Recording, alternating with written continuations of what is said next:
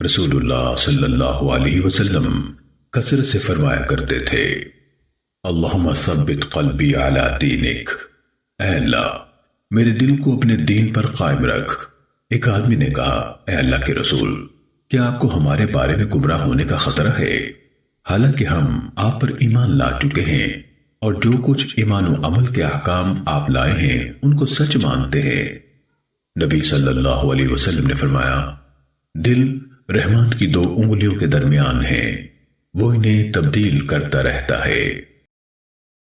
حضرت ابو بکر صدیق رضی اللہ تعالیٰ عنہ سے روایت ہے، انہوں نے رسول اللہ صلی اللہ علیہ وسلم سے عرض کی کہ مجھے کوئی دعا سکھائیں جو میں نماز میں مانگا کروں۔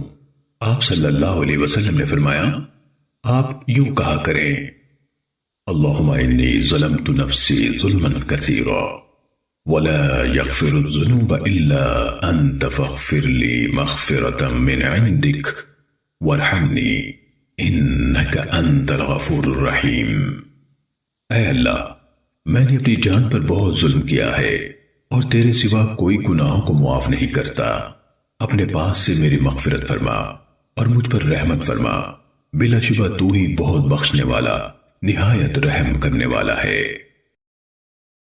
رسول اللہ صلی اللہ علیہ وسلم فرمایا کرتے تھے، اللہم انی اعوذ بک من الاربع، من علم لا ينفع ومن قلب لا يخشع ومن نفس لا تشبع ومن دعاء لا يسمع۔ اے اللہ، میں چار چیزوں سے تیری پناہ چاہتا ہوں، اس علم سے جو فائدہ نہ دے، اس دل سے جس میں عاجزی نہ ہو، اس نفس سے جو سیر نہ ہو، اور اس دعا سے جو سنی نہ جائے۔